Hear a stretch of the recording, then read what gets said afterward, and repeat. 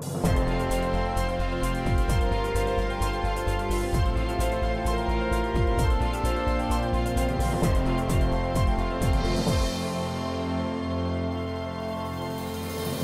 to Out of the Rough. I'm Fred Arnold. And in today's show, I'm going to highlight opportunities and solutions to many of today's difficult challenges. And today I want to talk to you about 10 simple saving steps that you can do to help reach your financial goals. I'll tell you what, right now, it takes a little bit of discipline, but if you follow these goals, and what American isn't looking for a way to save a couple bucks to help reach their long and short-term financial goals? And so I'm going to give you these 10 items. First one is review your checking account. Do you have multiple checking accounts? Do you have a checking account that's costing you a lot of money? As a matter of fact, do you have multiple credit cards that are costing you yearly fees, annual fees, where you can combine them and maybe just have a few credit cards versus having maybe 5 or 6? Or can you ask for that annual fee to either be reduced or removed? That'll save you a couple bucks. Confirm overdraft protection. This is a really important one, and that is, ever since I was younger, I always believed in the fact that you always want to have overdraft protection, because courtesy pay fees or overdraft over the limit fees can be very costly. So it's always nice to have that extra cushion, whether it be $500, $1,000, $5,000, depending on where you are with your checking account. So if you happen to dip in to having to write a check, dip in a little bit to that overdraft protection, it'll prevent you from paying those costly fees. This is one. Open a home equity line of credit. Now, for those of you that have the equity, I know it's challenging times and values have dropped a little bit, but if you do have equity, open up just a nominal home equity line of credit. It can be opened up, and the cost per year is about $75, but you never know when you can utilize that home equity line of credit for any opportunities that come up, whether it be an opportunity to send your children to a certain school, whether it be an opportunity to invest in real estate, maybe an opportunity to buy a car all cash using your home equity line of credit. That way you're not subject to someone else's financing. We see this all the time. Someone gets laid off and they just need a little bit of another $200 or $300 a month to squeeze by those tough economic times. And if there is a home equity line of credit, it'll help them during those tough and challenging times.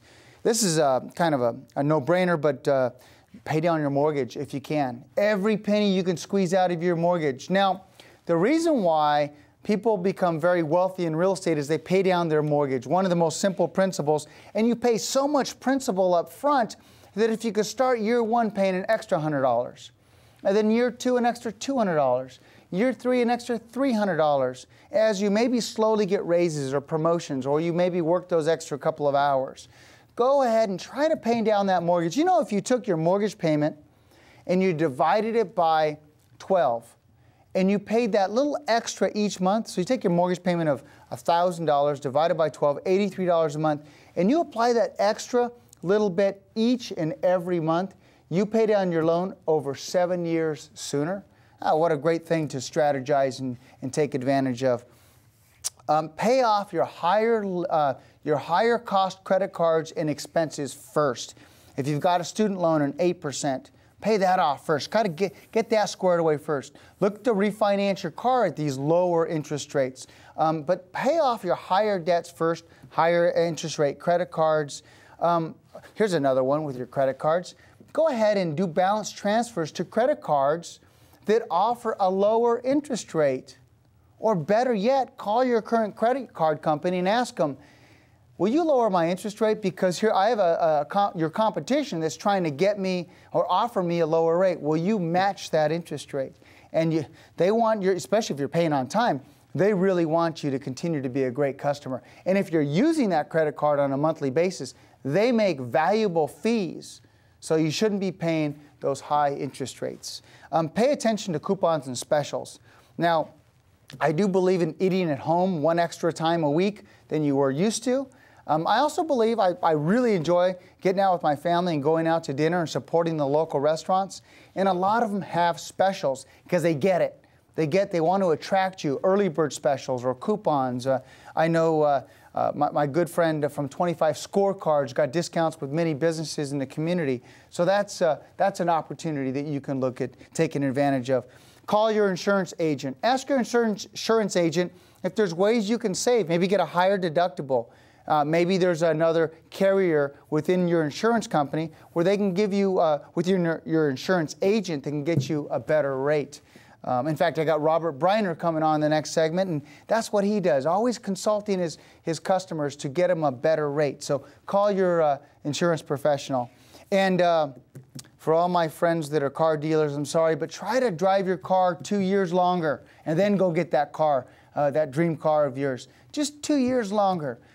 Try not to have that payment for, you paid off in 5 years, keep your car for 7. You're used to trading it in after 3, keep it for 5. And that'll help you build your wealth. And email me some ideas that you have that you've used during these tough economic times to help save some money. We'll share them on the air with others. Email me, fred@fredarnold.com. Well, we're going to jump to a quick break, but when we come back, I got Jake Young with American Family Funding, and he's going to share with us a creative solution to avoid what the traditional MI, mortgage insurance, is. We'll be right back.